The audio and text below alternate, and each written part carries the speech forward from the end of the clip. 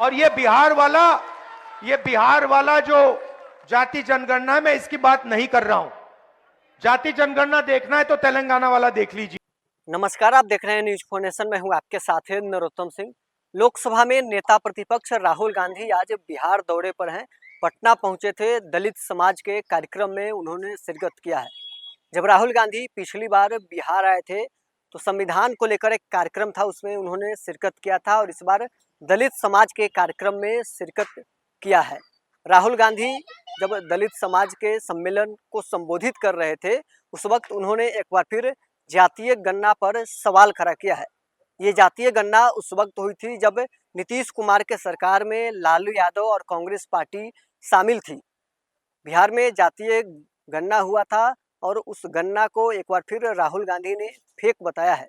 राहुल गांधी ने सवाल खड़ा करते हुए कहा कि जब हम सरकार में आएंगे तो अच्छी तरह से जातीय गणना करवाएंगे और दलित और ओबीसी आदिवासियों की हक दिलाएंगे। नीतीश कुमार ने जो जातीय गणना किया है उसे फेक करार देते हुए राहुल गांधी नीतीश कुमार और लालू यादव जब सरकार में थे उस वक्त जो काम किया गया था उस पर सवाल खड़ा करते हुए नजर आए हैं। 17 दिनों के अंदर दूसरी बार आज राहुल गांधी पटना पहुंचे हैं। ओबीसी समाज और दलित समाज को साधने का कवायद राहुल गांधी के तरफ से किया जा रहा है और इसी दौरान उन्होंने नीतीश कुमार के द्वारा किया गया जातीय गणना को फेक बताया है। क्या कुछ राहुल गांधी मंच से संबोधित कर रहे हैं, छोड़ जाते हैं आपको इस वीडियो के साथ। और किसको कितनी भागीदारी मिल रही है, और यह पता लगाने का एक ही तरीका है, उसका नाम है जाति जनगणना। और यह बिहार वाला जो जाति जनगणना है, मैं इसकी बात नहीं कर रहा हूं। जाति जनगणना देखना है तो तेलंगाना वाला देख लीजिए। तो जाति जनगणना क्या है, मैं आपको समझाना चाहता हूं। जाति जनगणना सिर्फ सर्वे नहीं है, पहला कदम है। जैसे चोट लगती है, मैडम आपको कभी चोट लगी है? हाथ टूटा है कभी आपका? आप अस्पताल गई थी, डॉक्टर ने पहले आपसे क्या कहा? एक्सरे कराना है। कहा नहीं कहा? किसी को चोट लगती है, डॉक्टर पहली चीज कहता है भाई देखो एक्सरे कराओ। तो पहला कदम एक्सरे का है। जाति जनगणना हमें यह बता देगा कि दलित कौन है, आदिवासी कौन है, पिछड़े वर्ग के लोग कौन है, माइनॉरिटी कौन है, जनरल कास्ट कौन है, गरीब जनरल कास्ट कौन है, यह सब पता लग जाएगा।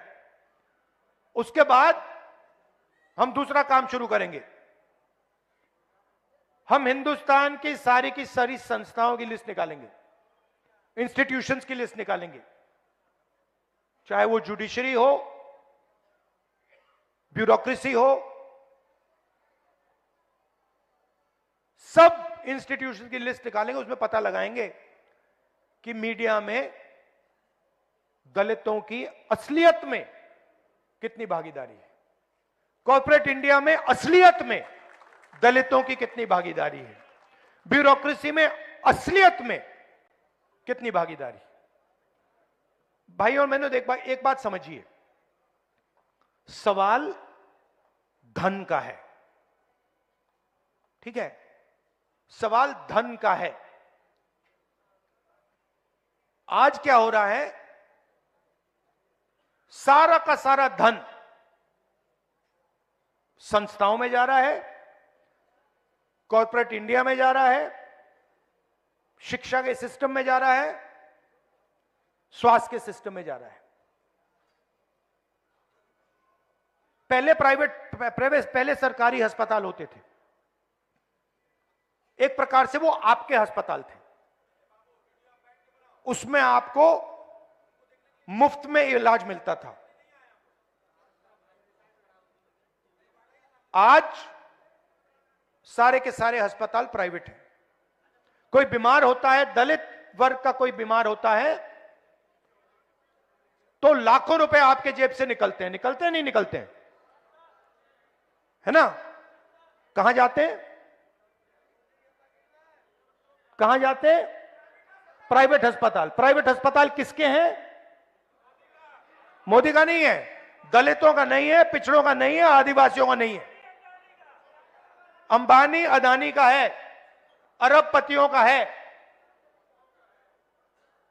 सारे के सारे जो प्राइवेट अस्पताल है उनके मालिकों की लिस्ट निकाल दो, मुझे दलित नाम दिखा दो एक।